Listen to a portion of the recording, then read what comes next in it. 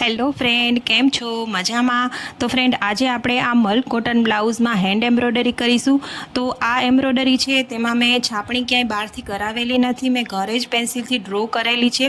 તો આ વર્ક પહેલેથી છેલ્લે સુધી કેવી રીતે કરવું, પેન્સિલથી ડ્રો કેવી રીતે કરવું, તે બધું હું આ વિડીયોમાં શીખવીશ. તો તમે લોકો વિડીયોને છેલ્લે સુધી જોજો, અને જો વિડીયો પસંદ આવે તો વિડીયોને લાઇક કરી દો.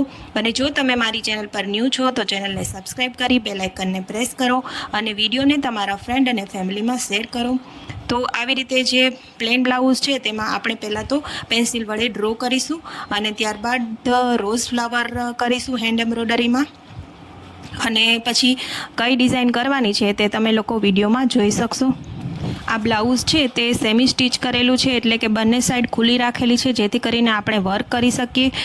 તો આ બ્લાઉઝમાં મેં ડિઝાઇન મારી પોતે જ ડિઝાઇન કરેલું બ્લાઉઝ છે, એટલે હું પહેલાં તો પેન્સિલ વડે ડ્રો કરીશ.